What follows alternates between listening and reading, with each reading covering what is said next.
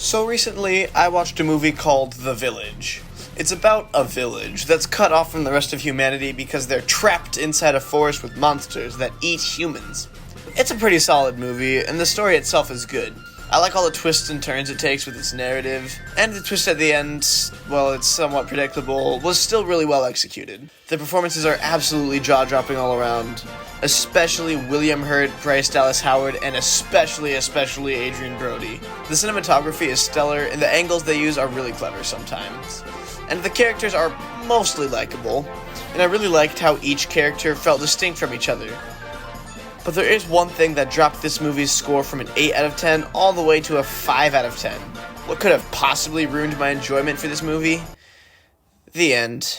Oh yeah, I should probably mention that there's going to be a lot of spoilers for this movie. If you want to experience it for yourself, watch the video anyways so that I can get views. And don't forget to hit that subscribe button. So they're trapped in the woods because of these monsters called Those We Don't Speak Of, which is a stupid name, but still kind of cool if that makes sense. Anyways, the monsters are starting to show signs of aggression, which is scary for the townsfolk. But then, Bryce Dallas Howard's character, Ivy, who is blind, has to leave because Joaquin Phoenix got stabbed by Adrian Brody. The town elders are all hesitant to let her go because we have agreed never to go back. Eventually they tell her the truth about Those We Don't Speak Of. They're a hoax. But then later she finds one thing chasing her and realizes, oh wait, they are real.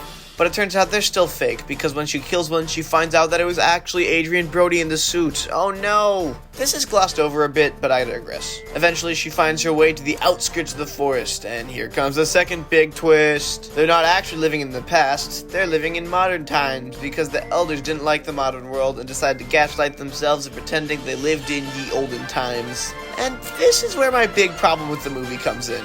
When Ivy gets back, the movie just ends. What? That's it?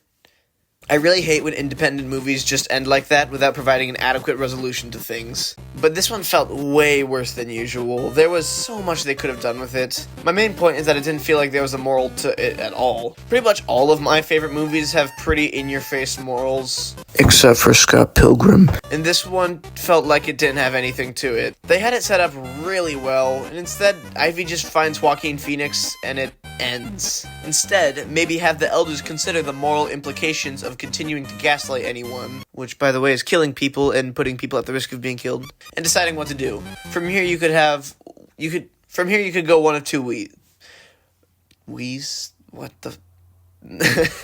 From here, you could go one of two ways.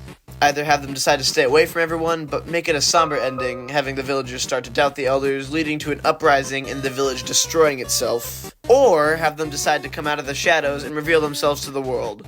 The moral here being that you can't run away from your problems and expect everything to be alright. You kind of lose what it means to be human if you just disconnect yourself completely from these human obstacles that everyone has to go through.